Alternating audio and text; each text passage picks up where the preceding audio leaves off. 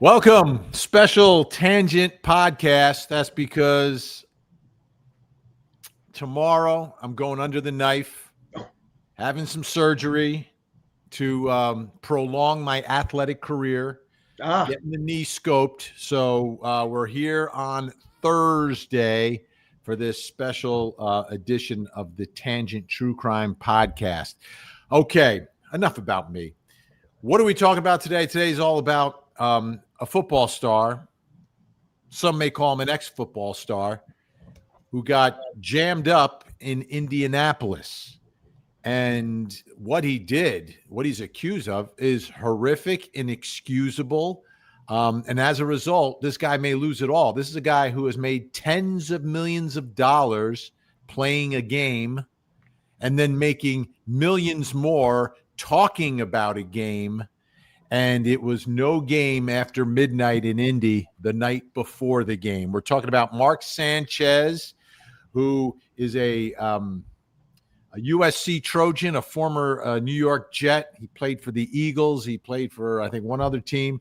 And now currently is working for Fox Sports. So we're going to talk about what happened in Indy, what it means, and everything else that comes along with the program. I'm Vinnie Politan, lead anchor for Court TV, 8 to 10 every night, 2 hours of live true crime. With me, Albert H. Wunsch III. Hasta la vista, Los Tangenistas, and JETS, Jets. And of course, our radio legend, the one and only Jonesy. And of course, the H stands for honorable. Good day. Greetings from Asbury Park, New Jersey. This is the Tangent Podcast.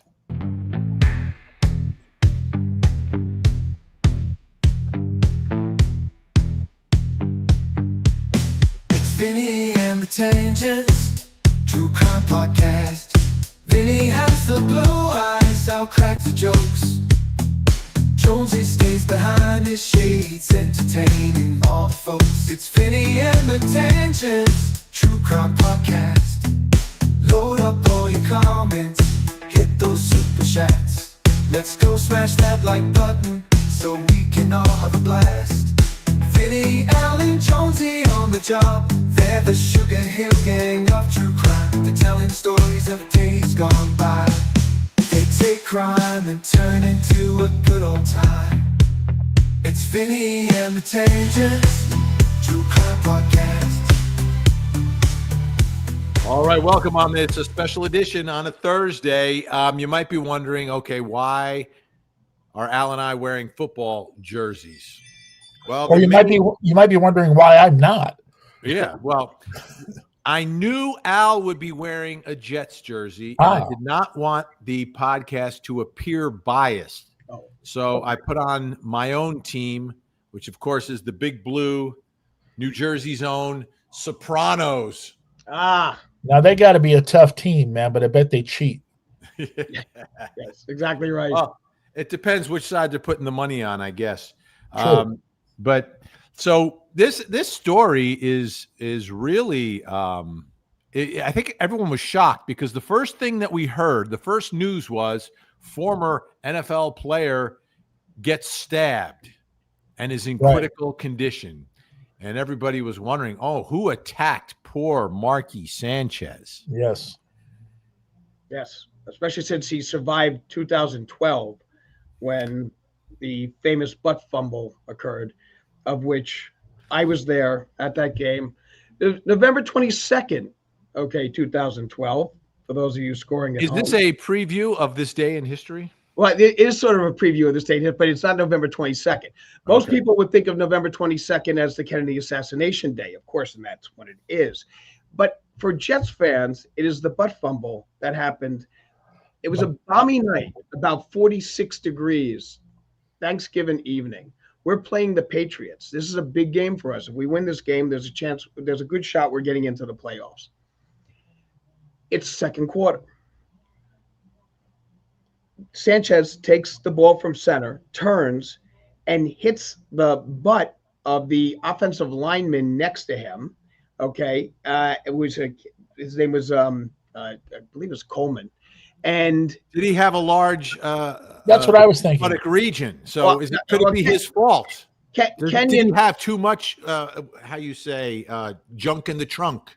Well, I don't necessarily think that was the situation. I'm sorry, his last name was Moore. So, he hits the guy's butt. The ball fumbles. It gets picked up by one of the Patriots. Okay, Steve Gregory, if I'm not mistaken, and he runs for a touchdown. In that quarter, after that happened, the New England Patriots scored 3 times in 52 seconds. Wow. Okay. The final 49-19. And at that point, the Jets' opportunity playoff was, hopes were dashed. And no Jet fan, like anyone, has ever forgotten that whole situation. Probably one of the most embarrassing moments in Jet history, basically until this situation. But it's interesting that it'd be Sanchez that has both embarrassing situations for the Jets, if it turns out that he is actually guilty of what he is accused of in this. Now, I just want to say this: as a quarterback, he did bring us to the playoffs twice. First 2 seasons, he brought us to the AFC Finals. Okay, he lost. First was against the Colts. Second one was against the Steelers. He had a 33-29 record for the Jets while he was a quarterback for the Jets. Which in Jet history is actually good. Well, that's not bad, right? But the scenario was, I never thought he should have been a Jet anyway. I have a inherent bias against West Coast quarterbacks playing for East Coast teams. I don't think they are able to really fully appreciate the cold and things along those lines. And he was a lifelong California guy, Mexican heritage. And you come into this area here, you got to have a certain blood. Let me just say, Al, it appears he's attempting to keep warm. Yeah. In this photo, his hands were a little cold, so he's looking for the warmest spot on the field, which may be near the buttocks. Yeah, well, believe me, aren't the buttocks usually the coldest part? It looks like he's almost cupping the innermost regions. So yes, that would be very warm. It might be warm because that's where they take your temperature, Jonesy. Yes, true. That's a good point.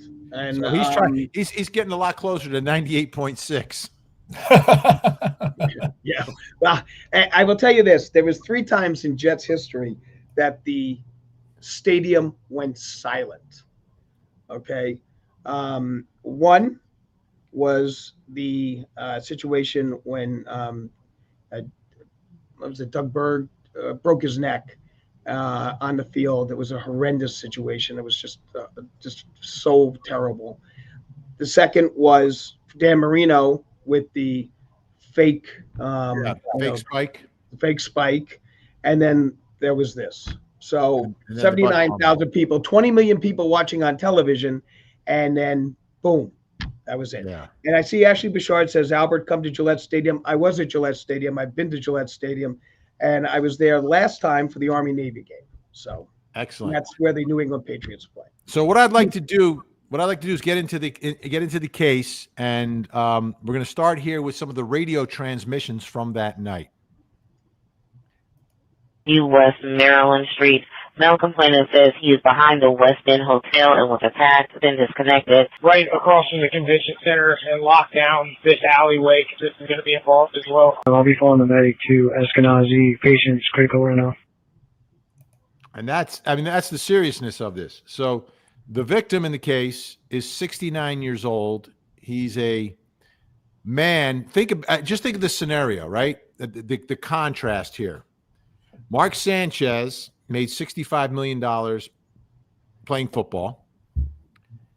Then you've got a career as a broadcaster, national broadcast, goes straight from being in the NFL to being on national television. Okay, so that's like another incredible gift. Either high 6 or 7 figures. My guess is 7 figures to do that as well. And there you do, you work 20 weeks out of the year, and it's one game that you've got to do. And it's the night before he has to work. And you really work one day a week when you do the game. Like you do the preparation, like I do preparation during the day. But the show is once a week for him. Once a week. Then, instead of preparing for that, the night before he's out, and the reports are he's allegedly under the influence and is wreaking havoc after midnight the night before he's got his 1 day a week to work, right? So I don't understand that. Meanwhile, the contrast is that this man is 69 years old and his job is to extract the oil from the fryers in the kitchen at the Westin Hotel. And he's working, and he's got to do this in odd hours. It's after midnight on a Saturday night, and this 69-year-old man is working for nothing close, obviously, to the money that Sanchez is making. And the contrast between these two could not be greater. 69 years old and 38 years old, in incredible shape with tons of money, beautiful family, all of that. This 69-year-old's got a wonderful family, yes, all of that, but he's a 69-year-old man who has to work a really tough job at really odd hours. Like, the contrast to me couldn't be greater. It's horrible. I look, this is a terrible story. I feel very badly for the victim in this. I mean, the picture of him in the hospital bed and at the, doing that job at that time of night, it's, it is heartbreaking to hear what this man, was doing. And it's, I mean, if what happened is exactly the way he says what happened, and I'll be honest with you, I'm a little curious as to the details because they seem a little hanky to me as to his version, and we haven't heard Mark Sanchez's version yet. But I have a problem, and I said this Monday night, Ben. We were on together. I was wearing the my green Jet jersey as opposed to the white one I'm wearing now, and meaning the home team. Now I'm in a away jersey, but you get out of the hospital, you're in this bad shape, and the first thing you do is you get yourself a plaintiff's lawyer. Yeah, I get a little, questionable. That gets to me. That gets to me as well, and it seems to always happen when the other person is of some notoriety or has publicly. It's known that he has money. No, he's got a lot of money, but he's going to have a lot less when this is over. I'll tell you that right now. Let's get back to more. We've got a great reporter from WRTV, which is a Court TV affiliate station with Scripps, did some great reporting on this. Let's take a look at what they got for us. This is the alleyway in downtown Indianapolis where former NFL quarterback and Fox Sports analyst Mark Sanchez was involved in a stabbing incident over the weekend. The Marion County Prosecutor's Office and INPD Chief Chris Bailey saying acts like what happened over the weekend will not be tolerated in the Circle City. I don't care who you are. I don't care what you do for a living. I don't care where you live. If you come into our city, commit violence, we will use all the tools at our disposal to hold you accountable. Mark Sanchez now faces a felony charge for battery resulting in serious bodily injury, as well as 3 other misdemeanors. He is accused of being involved in an altercation that resulted in a 69-year-old man being seriously injured, and Sanchez hospitalized as well. We are literally talking about people fighting over a parking space. The confrontation began when Sanchez, who police believe was intoxicated, approached 69-year-old Perry Toll, a delivery driver who was doing work at a hotel loading dock. Court documents say surveillance video shows Sanchez telling Toll he couldn't park there, and then Sanchez climbed up into the cab of the truck. Let's just stop it right there. Yeah. Why is he telling him that? Yeah. What in what world does Mark Sanchez have jurisdiction over the alleyway in Indianapolis and a loading dock at the Westin Hotel? The only thing I can think of is that his room is under that loading dock, and that vehicle, if you got a pump working on a vehicle and you're taking in that kind of oil and that kind of stuff that's going on there, it makes a lot of noise. And that may be what is kind of getting him upset, that it's loud he can't sleep. He's got to get up early. He's got to look good for the camera and everything along those lines. And he's upset that it keeps going and going and going. The only thing I can think of, there's no other reason for him to be, even inquiring about that if there's not some sort of an annoyance that's going on, and that doesn't justify him going out there and beating up. It does tell you why maybe he's out there. So that's a good point. We were at it was a motel, so it's different. We were at a motel in Fort Lauderdale, and we used to love to. We'd get the corner room and we'd love to sit out on the balcony. You could see the ocean, and we just watched the world go by. It was our thing. Little music. And there was a bus that parked across the street, and it idled, as buses tend to do. And eventually, Gina, my lady, said she's going to go talk to the driver. And I'm like, you're kidding me, right? He goes downstairs, and she knocks on the guy's door. And, she tells him, like, look, we're our room's right here. Do you have to, park here and idle? The guy ended up moving, to a different spot because, there were plenty of places for him to go. But she actually went and confronted the guy. Of course, nobody got stabbed and, nobody got beaten and put into the hospital or anything like that. So it doesn't look like he's wearing his pajamas right here. Well, you would get dressed before you come down, right? Yeah, I would get dressed before I would come down to go into an alleyway and confront somebody. Al, if Al had to work in the morning, he wouldn't even be sleeping. He'd be staying up all night. So it really might not bother you. But that's just the point. It would not bother me. It might bother a guest I have in the room, but it would not necessarily bother me. I just it's if I have to work in the morning and I have to get up early, I would almost rather just stay up and just go right through it. But let's take a look at more. Surveillance video also reportedly shows Sanchez running after the driver and throwing him to the ground. That's when Toll says he used pepper spray and then a knife in what he says was self-defense. He's back at home with his wife and just recovering at this point. Obviously there's going to be a lot of medical care that he's going to continue to receive in the coming days and weeks and months. Eric May is the attorney representing Perry Toll's family. May says Toll's speech, among other things, have been affected because the injuries to his mouth, jaw. Look at that. He's pretty buff for a 69-year-old. He's working hard. Hard-working man. And face. He's been a worker all of his life. It's a heck of a thing to see somebody like that still working as hard as he was, and he's hopeful to continue working someday. He's just that kind of guy. He's a tough son of a gun. In Indianapolis, Adam Schoombs, WRTV. Yeah, all right. All right. The laceration on the cheek that he has, I'm trying to figure out how that happened. Because even the description of what had gone on, that he has said that, what happened and he was on the ground and this, that, the other thing. He had the knife and he used the knife to stab Sanchez several times. Yeah.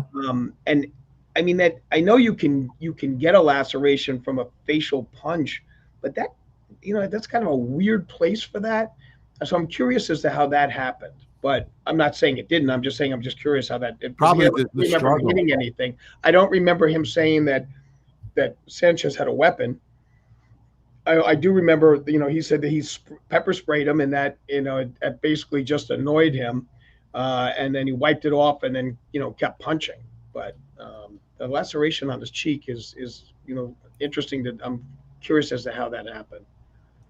Well, I think it would probably be the struggle, right? There's you're being stabbed, so he's going to be attempting to fight him off. Yeah, but that's a pretty deep. That looks like almost like a knife did that. It does look to my untrained eye like more of a gash, like you say, yeah. And even the term laceration. I know, like I said, I know you can get a laceration from a facial punch because it's usually up by the cheekbone area and the skin is, kind of tight there. So a punch could do something along those lines. That's further down on your face. So I'm kind of curious where that happened. Unless, he never mentioned that Sanchez took control of the knife and then used it at him or whatever the situation was. I mean, but Sanchez was stabbed from what I read in his version, like at least 3 times. Yeah. But so Sanchez is an athlete, right? He's a professional athlete. He's kept himself in really good shape. He's physically imposing, I'm sure, and able to fight back to a certain extent. And I think that's what would likely cause what happened here. I want to put up some images so people who don't know Mark Sanchez have a better idea. He's 6'2". He's 6'2". His playing weight was about 200, if I'm not mistaken. And it looks like he's a little bigger now. I mean, I think he's a little bigger now. This is back in his playing days. He's like any other athlete these days, in really, really good shape. Strong. I mean, you're not going to. It's difficult, I think, to play in the NFL and not be like a big, tough guy, especially if you're in there for 10 years. And if you just look at this picture, I think this one, you can tell the dude's still big. Yeah, he takes care of himself. Like he's a big dude. So to me, it's an unfair. The man obviously needed something to defend himself, because if he goes hand-to-hand combat with this man, he is going to lose. Yeah, it's when he described the fact that when they sprayed the pepper spray in the face of Sanchez, and that he wiped it off and continued to assault him. I just thought automatically of that sequence in Blazing Saddles when they want to try to take care of Mongo, and so the sheriff starts putting his gun on. He goes, "Oh no! Don't use a gun. If you shoot him, you'll only make him more angry." Okay, so that's Mongo was not able to be stopped by bullets. This man was not able to be stopped by pepper spray. So, and the other part, I think, that is a significant fact here is that he jumps into the man's truck. Now, if I'm not mistaken, the man apparently has some sort of a hearing issue. Okay, he's either hard of hearing or something along those lines, and he may not have understood what was being said to him by Sanchez. And that might have been the reason why Sanchez got into the vehicle with him. Once again, I'm not condoning it.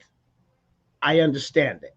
If the guy doesn't understand you and he's not able to comprehend, you want to get closer.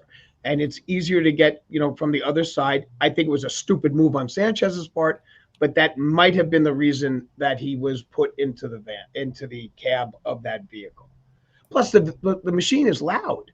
I mean, if you hear what those machines do, it's a very loud thing, which is probably what caused this poor man's deafness, is being next to that machine all the time. But so that might have been the reason why he got into the cab. All right, Sarah Kardashian, a great fan and viewer. Thank you so much. It's been reported the facial wound was from the knife and actually lacerated his tongue. But I don't recall the guys in the versions I've read that have been set forth. I don't recall them saying that he had the knife. Meaning who had the knife? That Mark Sanchez had the knife. No, but what I'm saying is, if I have it, I'm grabbing your hand, and then boom, it ends up. Oh, all right. So you mean to tell me like he in the struggle? Okay, and I hit him that way. All right. That's a thought. I didn't think of it that way. Yeah, it's like a an offensive defensive wound.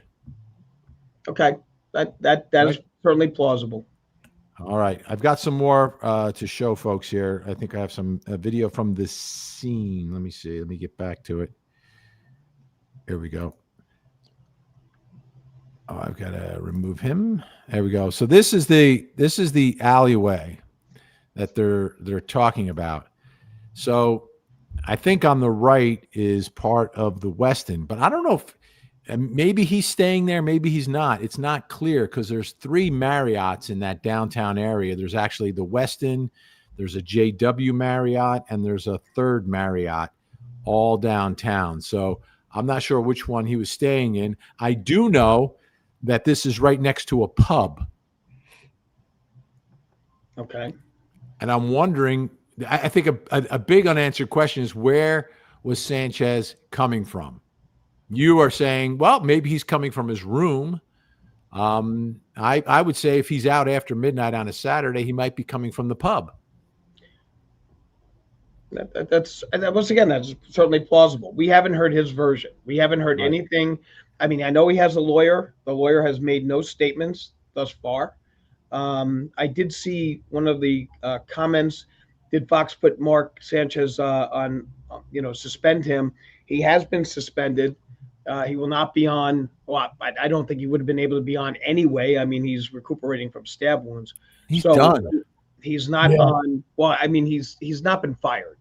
But he has been suspended indefinitely, pending, their investigation into this incident. Yeah. Well, all of us on television have the morals clause. Right. That's correct. And the morals I'm in radio, but I have no morals. I have no morals clause, I should say. There we go. I have the sanity clause.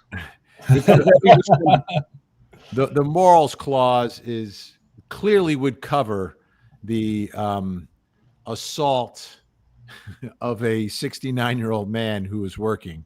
That would clearly fall within the guise of the morals clause. So I don't even know if he could negotiate like a payout for the rest of his contract. If I was Fox, I wouldn't, maybe you do just to get rid of it, but like he's got very little leverage. Yeah. With them. They could let him go today. I'm sure they'll wait for the case to resolve itself, and then handle it from there to protect themselves. So, also they're suspend them first. Yeah, they're Fox's defendants in the civil suit. Yep. Are they really? Yes. That's going back to what we said about being somewhat annoyed or raising a red flag when you immediately get a lawyer and file a suit against somebody who's a public figure or has money. What does Fox really have to do with this? Come on. What does Fox? Yeah, I don't think Fox brought him to town. I don't think Fox is on the hook for anything here. I don't think Marriott is on the hook for anything. I think it's the man with who earned $65 million during his 10-year NFL career and whatever other money and assets that he has. I think one of the reasons you get a lawyer as quickly as possible is because people in these circumstances would perhaps, and I'm not saying he's doing this, but other people who know that they could be getting civilly sued sometimes will get creative with their banking in what they do with their money and their assets to attempt to protect it from being taken. I mean, if we've learned anything, we know his NFL pension can't be touched.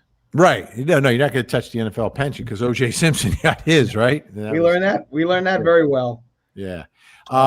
I think the only way Fox could be brought in on this is if he was at a Fox event and he was under the influence and they somehow knew he was under the influence. I don't know. That's a stretch. Because sometimes you can get bars, right, who overserve people and you can sue them. But I don't know if that's the case here. I don't know. I think we need to know, was he under the influence and what was he under the influence of? And then where did he get the things that put him under the influence, if that's the case? I almost think it's worse for him if he's not under the influence. Think about it for a second. It does negate his ability to understand fully what he was doing at the time, and it may knock him down with regards to the charge. Here's how I'm looking at it, Al. I'm looking at it from he's only 38, right?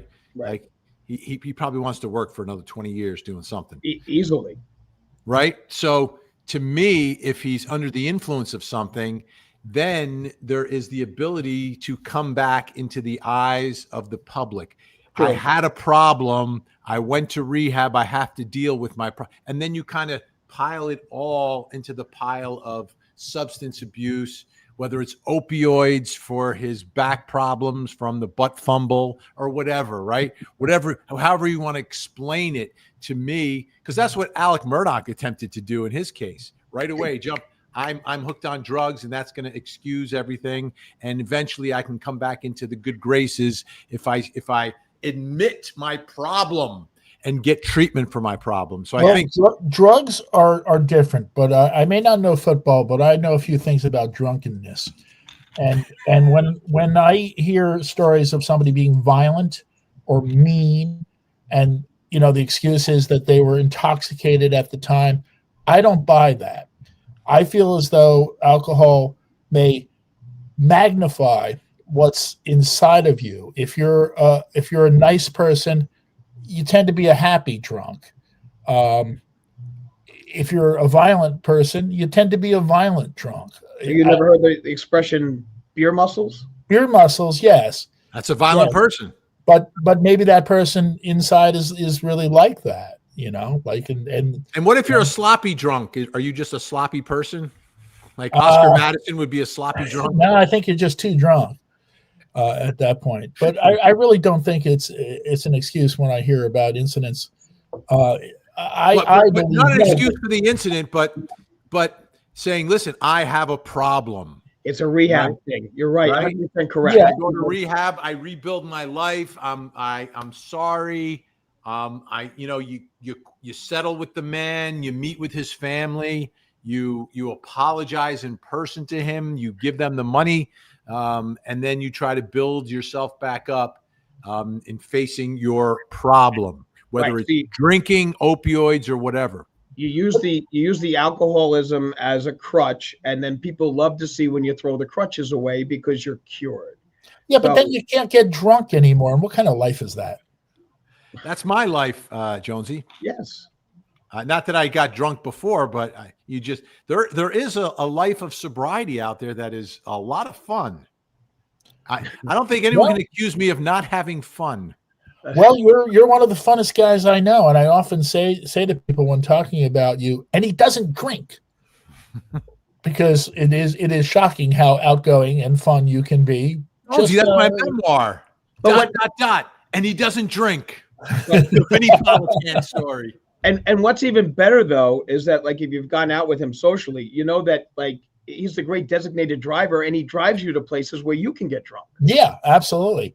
Which I did when Al came to Atlanta. That's exactly right. We were at speakeasies and everything. It was wonderful. But I couldn't believe this. It was like we were in high school again, Jonesy. Al comes down and he's with a group of grown men and their sons, and we're going to go to the speakeasy, right? And there's like 7 of us, and I've got a regular sedan. So I'm like, oh, maybe you guys, no, we can fit. They did. It was high school all over again. It was wonderful. I don't know how did we get 5 in the back seat of a regular sedan, Al? Well, luckily the sons were actually quite svelte. They were petite. They were svelte, so they were able to, like, sit on laps. So it worked out okay. Okay, so let's get back. I have one more video here to show you guys. I showed you that already.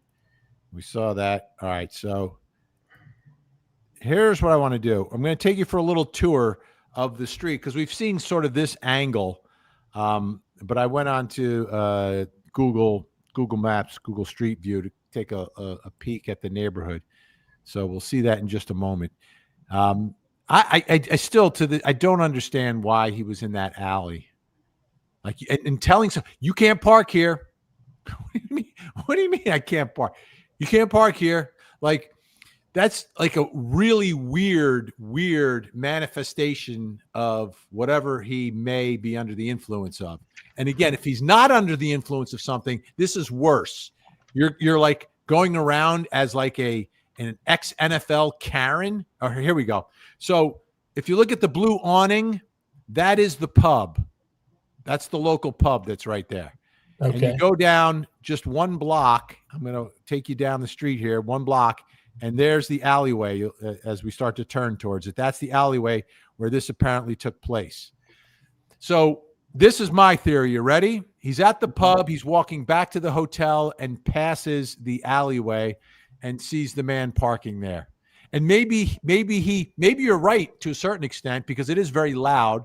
We know it's loud because that's why the driver took his hearing aids or turned them off, because it was so loud. Right. He turns them off, and that's why he couldn't hear Sanchez. So maybe Sanchez is walking back to his hotel, passes the alleyway on the way to the hotel, hears the noise, and then that's the reason for confronting him in whatever state he's in, whether it's complete sobriety or feeling a little buzz or totally gone. Does that make sense? I think that kind of incorporates everything that we're saying. It does. It does. And up here is an overhead map of the area, so you can see where the alley is. Again, the top right part of this is it's gone. All right. Here we go. So you can see how close it is. You walk out, and it's like half a block down the alleyway from the pub. So, all right, civilly, right? Because there's going to be two parts to this. There's going to be the criminal and the civil, and they play off of one another. Right. The civil case generally doesn't go forward until the criminal case is resolved, because civil cases involve depositions and parties who have to testify. But if you have a criminal case pending, you take the fifth. So, Al, generally, am I correct? Because I've seen this in some of our cases, that the parties and the judge in the civil case will put a hold on it until the criminal case is resolved. Yes. But the interesting thing is that I can tell you that if I have a client who was involved in a criminal action like this, and then the guy turned around, the alleged victim ended up filing a civil lawsuit immediately, that is a very good impeachment tool during the criminal trial, because it does play very well with the jury looking at this going like, ha, is this guy telling the truth, or is he telling the version that's going to get him more money in the civil case? So that is a very useful impeachment tool. If I'm representing a victim in regards to something that's even in any criminal case, I just had a very tragic case. I'm representing the family of a person who was killed in a drunk driving accident. I waited until the criminal trial was over before we filed anything, so that they could not be impeached with regards to their integrity or with their. Don't you have to be careful of statute of limitations? You've got 2-year statute of limitations, but in this case, it was these cases get done usually within 2 years. This guy was sitting in jail during the time, so those trials go first. But I also the victim was my client was the baby daughter of the person. Okay.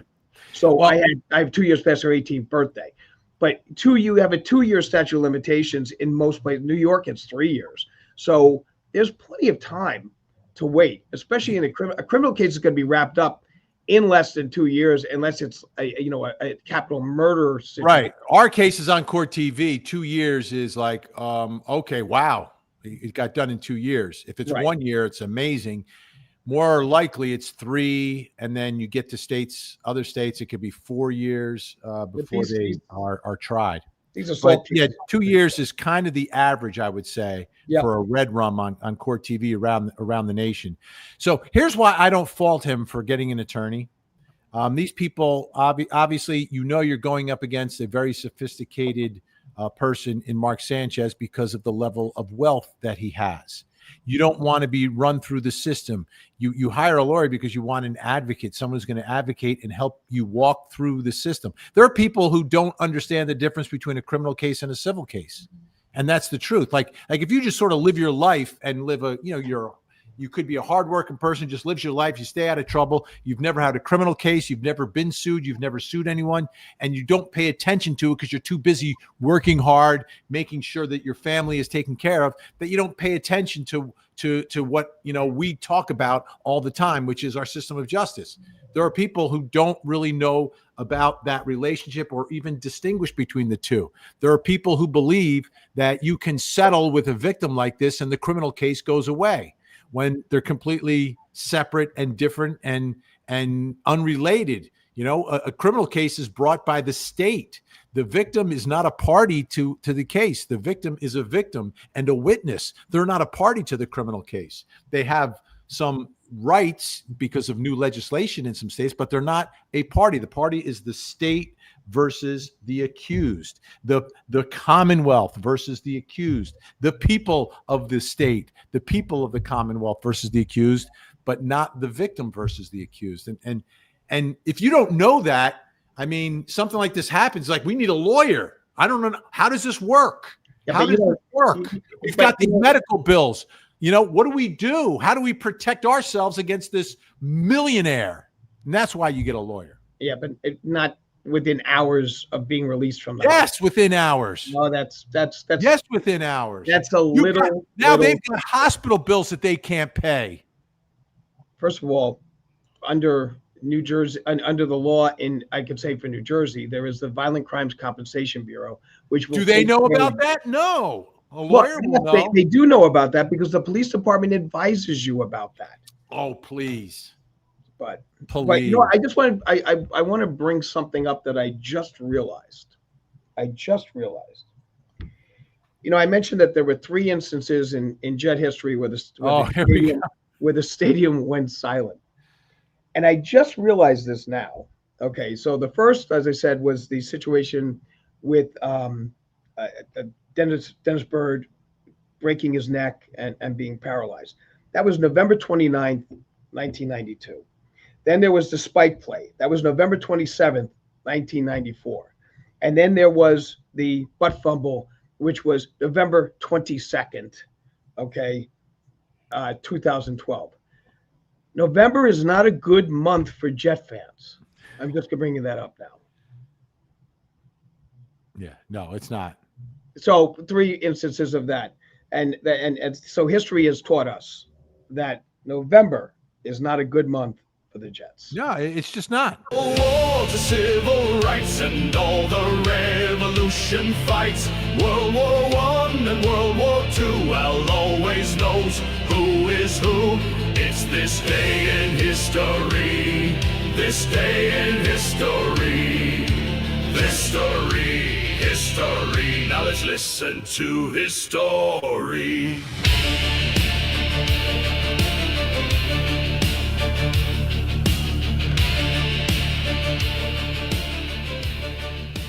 October 9th, 1779. We're going to do Rev War history first because, as you know, the 250th anniversary of this wonderful country is coming upon us. The Siege of Savannah, it was an attempt by the Franco and American forces to get Savannah rid of British rule, and unfortunately, they were not successful. The key to this was the death of Casimir Pulaski, who is the father of the American cavalry, a Polish hero who came to this country to fight in support of our independence. And he was mortally wounded and died shortly thereafterwards at this battle. This man was so famous, he actually saved George Washington's life at the Battle of Brandywine, when Washington was in danger of either being killed or being captured by the British, which would have been horrendous. And he led a charge into the British troops, saving General Washington. Savannah, have you been down to Savannah, Jonesy, on the ghost tours? No, I have not actually. But I go on ghost tours whenever I'm traveling. That's one of the first things I do. Yeah, you need to do the Savannah because they're real down there. They may not be in other places, but the ghosts are real. And Pulaski is one of 7 people in U.S. history that was given honorary U.S. citizenship, and that happened in 2009. signed by President Obama. Now, in true crime history, on this day in 2002, a certain young lady by the name of Eileen Wuornos, Eileen Wuornos, the monster, was depenned, lethal injection. She had been convicted of red rumming 6 men, but was accused of actually red rumming 7 between 1989 and 1990 in Florida. And so she lost her life on this day in 2002. That's one of the rare female executions. Yes. Yep. They're not common at all. They're very rare. And I don't know if you heard in the news in Tennessee, they cleared the way for the first woman to be executed since 1820, I think. And I'm going to put her picture up here. I'm tracking down her photograph.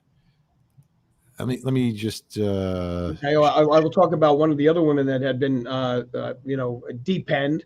Was Mary Surratt. Well, actually, this woman looks pretty good for someone who was born in 1820. No. 1820 was the last one. She's been cleared for next September in Tennessee. She committed. It was a jealous love triangle when she was 18 years old. Wow. Back in the, I think it was the 90s, but I'm not sure. But now they've cleared the way, so she will be the next. She was brutal, and she's done things behind bars as well that has not helped her. So, but you know what's nice is that she got her hair done for the for the mugshot. Yeah, very few people do their makeup and have their hair done for their mugshot. So 2000. Well, actually, Mary Surratt was hung as a conspirator for the Lincoln assassination. Oh, sorry, Al. No problem. So now 2012, under true crime, Jerry Sandusky sentenced to 30 to 60 years for abuse, sexual abuse. SA of a bunch of young boys. I went out there and covered that, and I went to a grammar school playground to show everyone where Sandusky's house was. Yep. He bought a house that backed up to a children's playground. So when he can hang out on his deck, he could, whatever he was doing. Well, the interesting thing about this case, and maybe Court TV might be taking a look at this, on October 1st, they filed another appeal. Yeah. On him. New evidence, right? They say there's new evidence. Well, they said that 2 of the so-called victims were coached by the defense. Now, the funniest thing about Sandusky, coached by the prosecution, you mean? By the prosecution, I'm sorry. But the funniest thing about Sandusky, in the sense that, and wait, funny and Sandusky in the same sentence? Irony of it is that Sandusky's autobiography is called Touched. Yeah. Which I actually have a signed copy of, believe it or not. You do. He was a sick individual. I mean, he created a whole organization and raised money so he could have access to children. Yep. And he would ingratiate himself, and then he would get these boys. He'd say, "Come on, we're gonna play some football. We're gonna do some roughhousing because that's what guys do. All right, we're done working out. Now we got to hit the showers, boys." And no 12-year-old boy wants to take a shower to begin with, right? Let alone with some hairy man. That's right. That's even Come worse. on, that's what we do, guys. We play and then we hit the showers, guys. Well, that is part of the game. When I was in junior high school, they had showers. They were never used. Not once by anyone.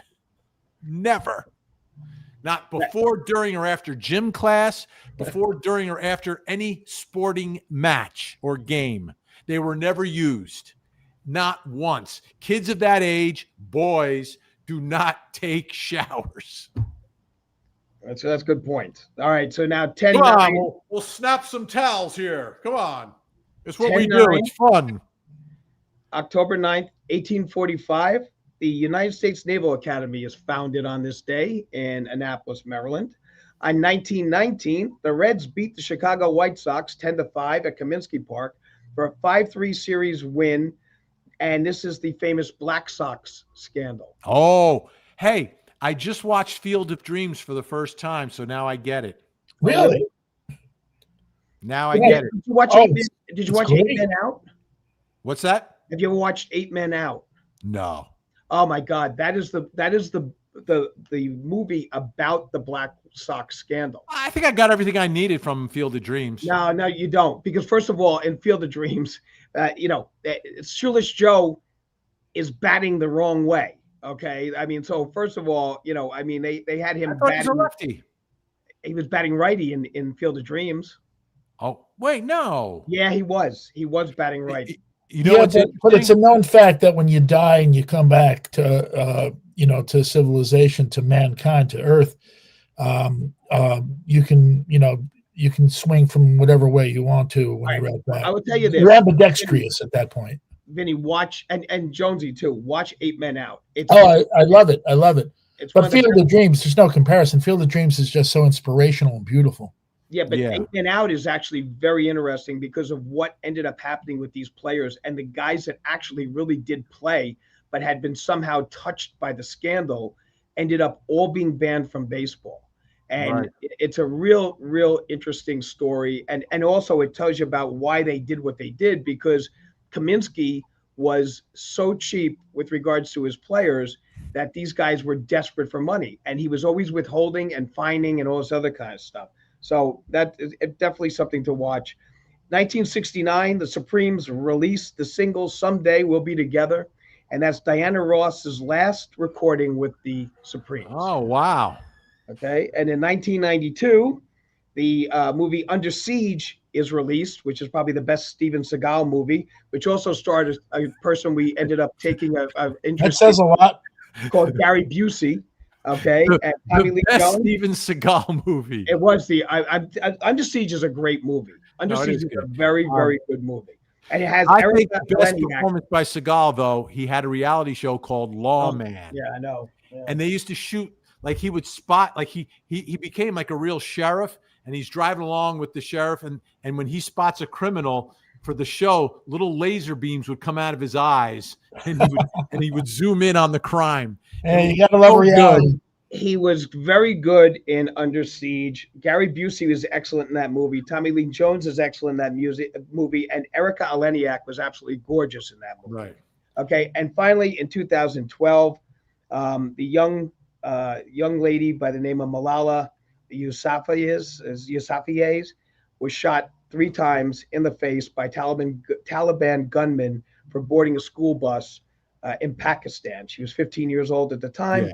And in 2014, she became the youngest recipient of the Nobel Prize ever at 17 for her movement for education and for peace with regards to young women in those type of countries. There you go. May I say about Tommy Lee Jones, before he starred in a movie with Faye Dunaway back in the day and started to become a huge film star, he was in One Life to Live as a young actor. He played the detective on One Life to Live. And I knew him from that. So when Eyes of Laura Mars, when I started seeing the trailers on TV and the commercials for it, I was like, wow, that's the guy from One Life to Live.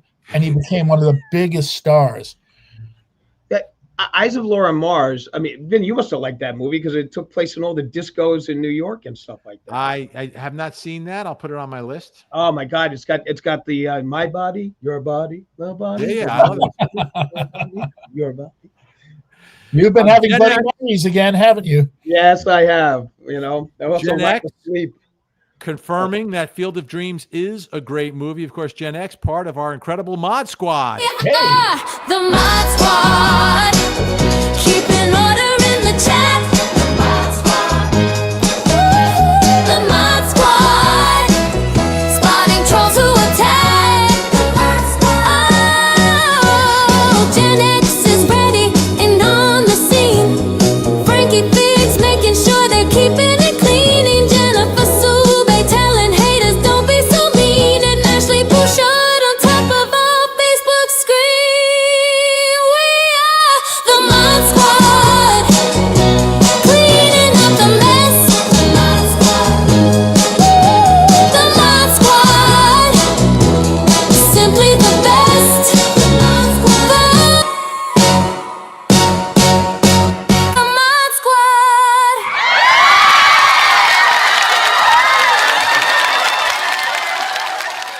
are simply the best.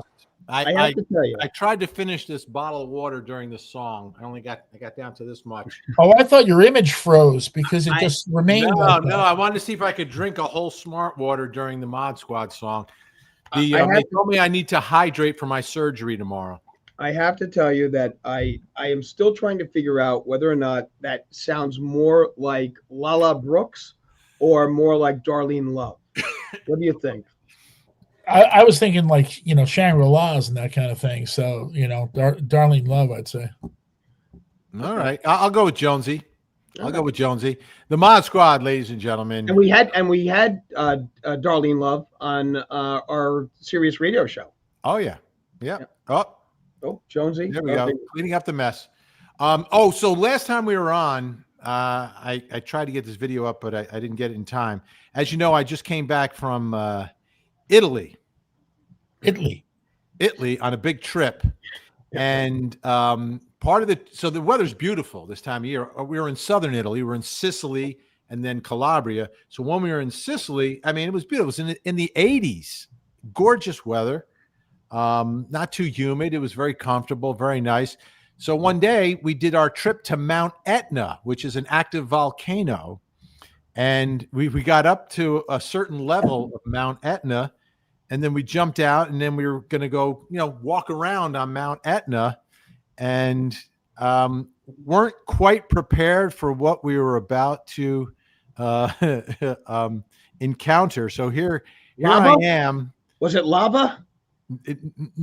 Kind of the opposite of lava, which is what surprised. Like my main concern was my shoes. Are my shoes going to burn or something?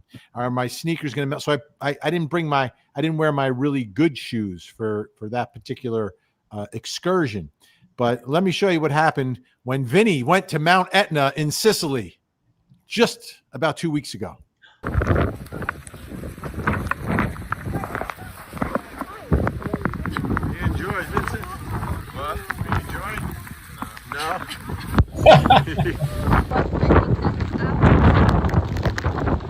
Oh, the humanity!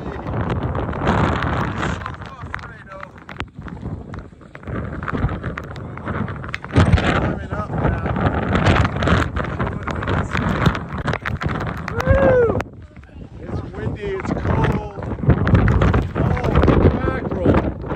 It's crazy. I'm getting pelted. Pieces of ice are hitting me. The hailstones. Oh, my goodness gracious. Climbing Mount Etna. I'm on top of the world. Back to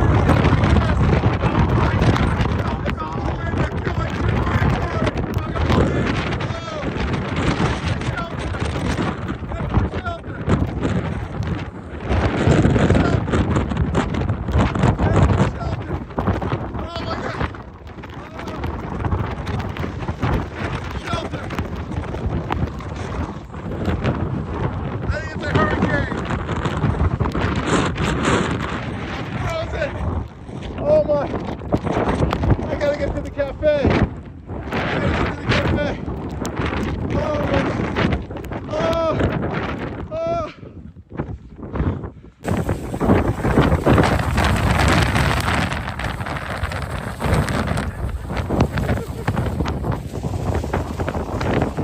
We did it!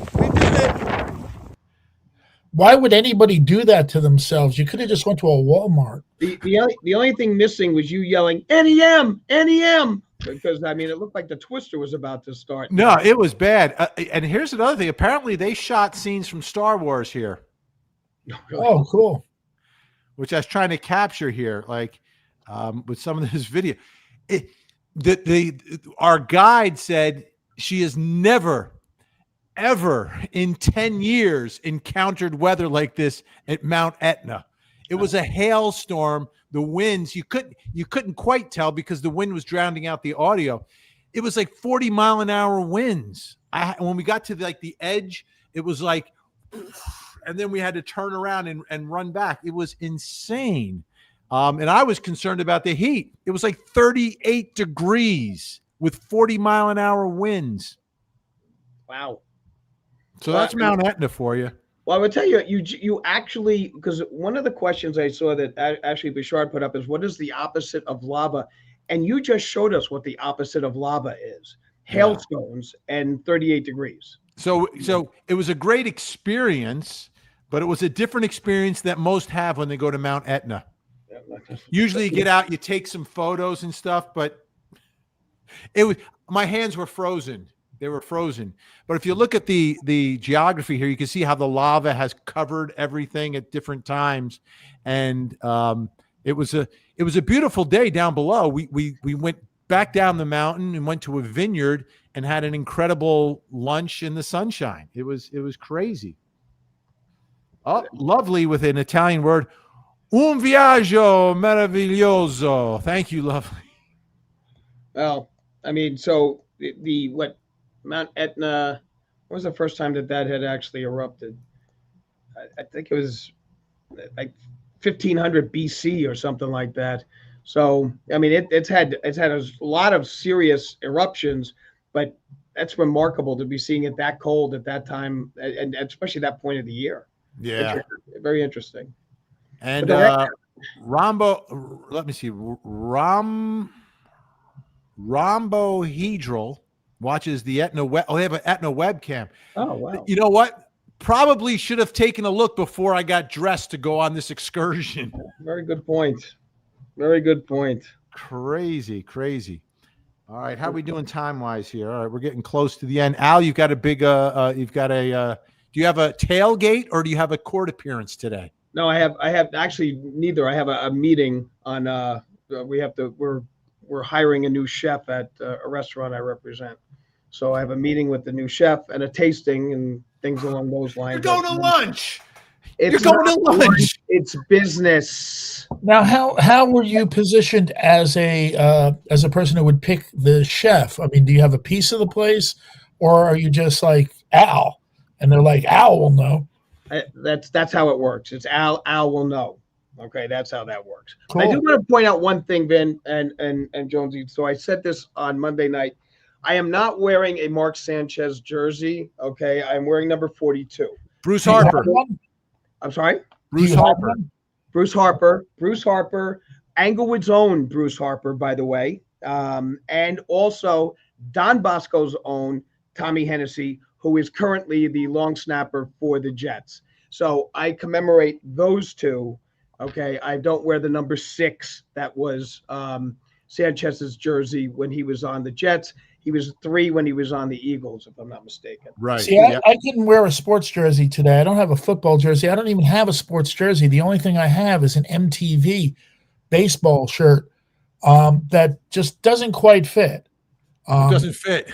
Yeah, I could be gifted to you, Vinny. It might fit you. Doesn't fit the story, or it doesn't fit your body? I think you should bequeath it to me. Okay. That'd be excellent. So let's get to the bottom line here, though, before we wrap things up.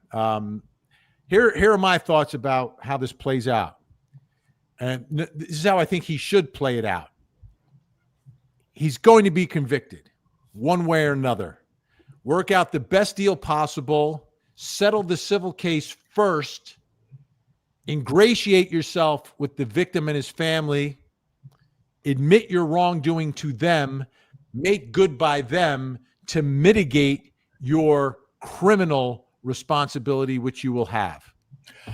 But what if the other side of the story comes out and completely turns everything around? And what? He was attacked by the man working after midnight? Yes. The man's been stabbed 3 times, at least 3 times. I think that strategy might work once we hear the other version of what happened. But right now it's too early to call it, because right now, they're sitting there thinking, I will tell you this, that if I'm representing, Sanchez, I might be thinking about going in and filing charges against the guy, against the alleged victim. Ooh. Okay. I have had that happen before, and that puts the state in a very difficult burden and in a very difficult position. Because they have to choose. That's a barroom brawl. Like, I get it. Barroom brawl. This is not a barroom brawl. This is one man working, one man playing. This is a man who sprayed pepper spray in my face, okay, and then pulled a knife on me. Okay, that might be my version of what happened, not necessarily the version we're going to be hearing from the plaintiff's lawyer, okay, on the side of this. So until we know all the facts, a strategy cannot be ascertained. We got the video, so. Well, the video is not going to show everything, and the video, from what I understand, the video is grainy, so that doesn't necessarily help her. Not so grainy that it doesn't see him running after the man. Well, but if you sprayed pepper spray in my face, I don't know when that happened. Okay, so we don't know after him. We need the time. We need the time frame on all of this, and that has to go down the line. You need to have all the facts before you come up with your strategy. So I don't have this yet, and I'm not condoning. No, I know you're not. I know you're not. You're acting like a lawyer should act. Yeah, I mean, that's exactly what you're doing. Flat out. This should not have happened. I think what was perfectly what the chief of police said, this should never have happened. Or I think it was the district attorney said, this should never have happened. Absolutely should never have happened. Not in the Circle City. Right. And it really is. It's just horrific that it did happen. Yeah. But how much money do you think he's got to give him? I say $5 million. I know. $5 million plus medical expenses. Okay, I mean that's fair. I don't think that's unreasonable based on someone who's 69 years of age. Yeah. But the one thing that I heard about, which I don't know if this is going to be true or not, is that his son's getting married next week, and his father's not going to be able to be at the wedding. I mean, that might then perk up the value of the case, so to speak. The 69-year-old son is getting married? The 69-year-old son is getting married next week. I thought I read that in one of the versions here, that they said that as a result of his injuries, he's not going to be able to go to the wedding. And that would then, in my opinion, the value of what the case a little bit, for sure. And you know what? The thing is this, like, even if you're innocent, meaning if Sanchez gets exonerated by a jury, that doesn't mean he's going to be out on the civil end anyway. Okay, we've seen that happen. Okay, with OJ and everything along the line. So I mean, he's going to be paying money on this, and $5 million is probably not a bad number under the circumstances. All right. Speaking of paying, Renee Roberts, thank you for the star. Vinny, start paying Al. He gives you a lot of his time. You know what? Thank you. It's about time. I hope Court TV I'll pay you weekly, very weekly. Yeah, exactly. I'd be happy to be paid. Well, you know what? The nice thing about Court TV is that they do send me a post-dated third-party out-of-state check. I get that every 3 months, so it works out very nice. Yeah, exactly. We've got to do something else here real quick. One moment, please. Please stand by. Please stand by. To get happy, it's time to get funky. It's time for us to smile, because here comes Max Spunky. Yes, the ultimate palate cleanser, the Intermezzo McSpunky, bringing a smile. Vinny, Al, Jonesy Mods, Mad Chatter, sending love and cheers. Thank you, McSpunky. Very nice. Very nice. Yeah, McSpunky's gonna have to make his way onto the Christmas special this year. So he needs to make himself available. We have to have our business meeting to discuss the Christmas extravaganza. Yeah. No, it's going to be I think bigger than last year. Bigger than last year? Is that possible? If that's possible? If that's possible, and the planning has to start now. It's Rocktober already.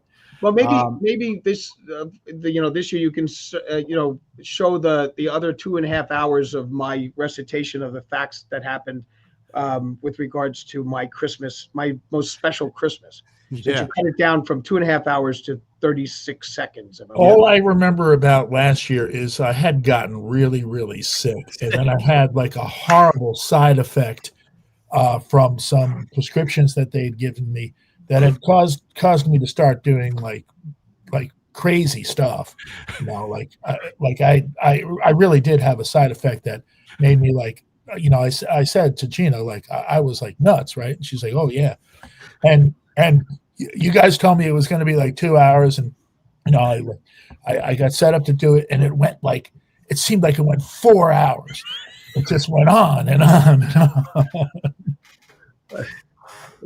Yes, it did go up. But you know what? We kept an audience for that entire time, which is really remarkable. We did. And by the way, you got to watch the Christmas special because we give away lots of wonderful prizes. Many of them from the Vinnie Originale True Crime merch shop. Shirt and a hoodie, a beach towel and a mug. A new design from Vinnie is better than a drug. True crime merch, you know he did it. True crime merch, mark the exhibit. True crime merch, we hate Casey. True crime merch from Vinnie Originale. Love this pose, amazing. Our tangent stuff is great, unlike any others. Buy it now, don't wait. Perfect for all you mothers. True crime merch, allegedly. True crime merch, stepped on a bee. True crime merch, it's not free. True crime merch from Vinnie Originale.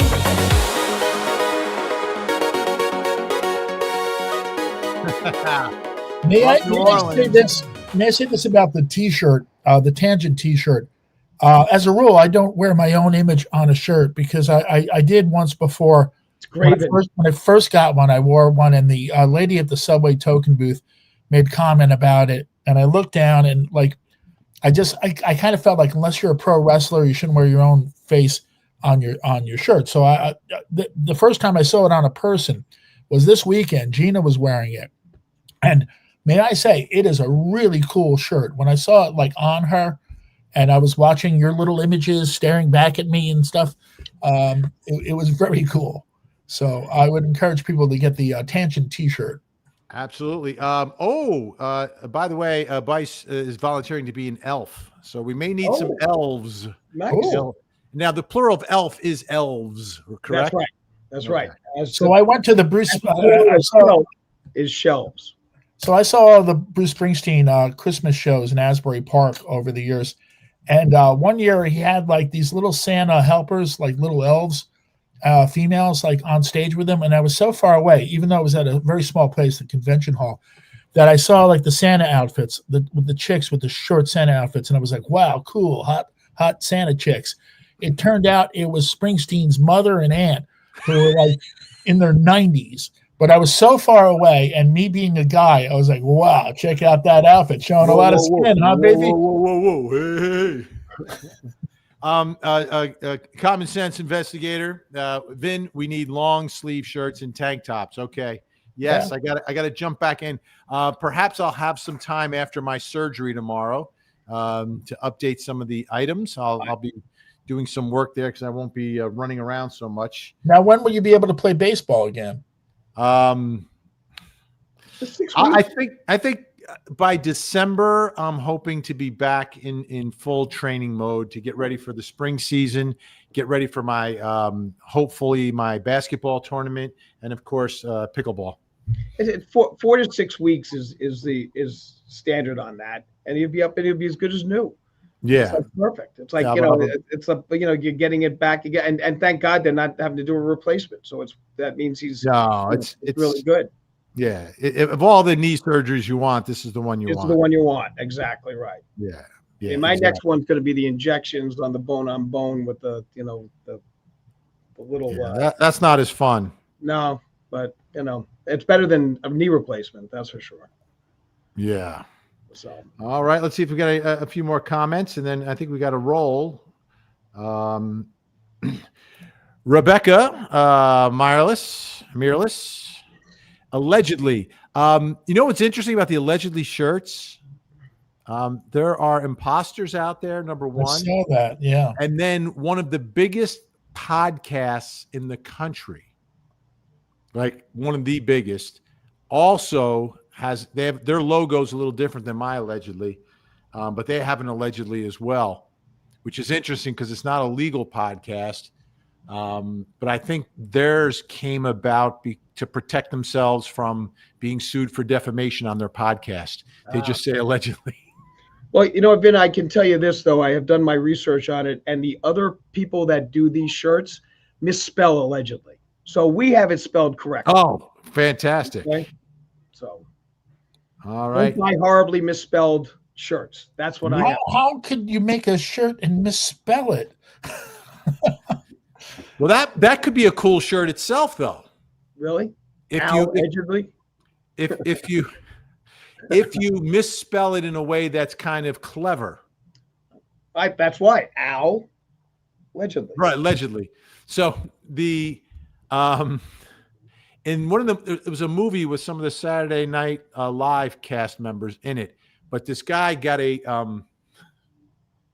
tattoo that said "No regrets," and he misspells regrets. And the guy says, "What was your tattoo say?" It's "No regrets." He goes, "No regrets." He goes, "None." He says, "Not one? Not just one letter?" No regrets. There was a civil case in the Seaside, New Jersey, a Jersey Shore amusement town, of a guy who got a tattoo, and I forget the exact tattoo, but the tattoo artist misspelled it, and so he had like this permanent tattoo, allegedly permanent, instead of mom. Yeah, and he sued, right? Because MOOM, moom. So maybe someone should invent spell check for tattoo artists. My thoughts on it were, if you're going to get a tattoo on the Seaside Park boardwalk, you deserve what you get. You deserve what you get. Nina Drew, this is an easy call, talking about, of course, Mr. Butt Fumble, Mark Sanchez.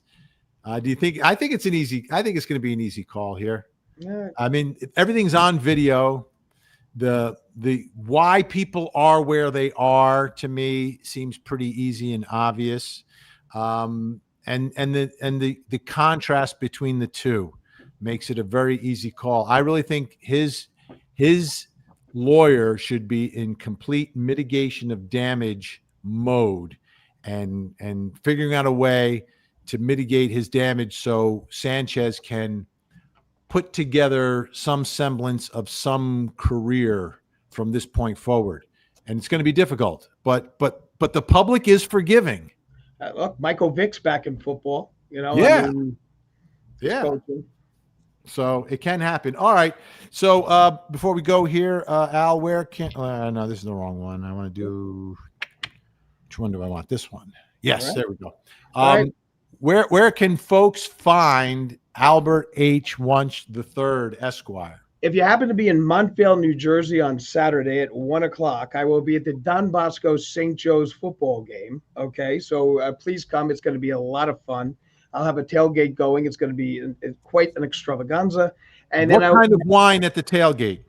Actually, we're going to go with Malbecs from Argentina. Okay. Because it goes very good with sausage and spicy food and sausages and peppers and things along those lines. So there'll be Malbecs be served. And on Monday, of course, I am in closing arguments with Vinnie Politan from 8 to 9. And just, don't pay attention to the other two people I'm with on that night, because they don't add to the show. It's all me. And hasta la vista, los Tanginistas. Jonesy, where can folks find the radio legend? Well, come see me live. I'll be appearing at Radio City Music Hall, New York City, USA, at Rockefeller Center this Saturday night. Wow. I have tickets to see David Byrne. Oh, I thought you were playing. Oh, I thought you were playing. Oh. I was excited. I was like, holy cow. Yeah, that's the gag. Oh, me, I'll be off the air tomorrow, ladies and gentlemen. But I hope to be back on Monday. I'm going to see. I think I'll be able to broadcast Monday. We'll see how the surgery goes, but I'm pretty confident that I'm going to get back in there. We have elevators. I'm not going to have to walk up any stairs. You can come out with a cane like Alex Trebek did after he had some surgery on Jeopardy. Or do it from your hospital bed. That's kind of cool too. Yeah. Yeah, I could do that, but hopefully I'm not going to be in a hospital bed on Monday for a meniscus arthroscopic surgery. Yeah. That would be really bad. That would be very bad, but that I'd be calling Al Wunsch for the malpractice. That's right. That's exactly correct on that one. You know, Al, if you didn't know you were wearing a Jets uniform today, it almost looks like a Navy officer's uniform because there's like a emblem here and such when you get a certain shot of it. Gentlemen, the doorbell has rung. I need to go because I'm getting some post-op supplies delivered. Oh, nice. To help with my knee. So say goodbye, Jonesy. Goodbye, Jonesy.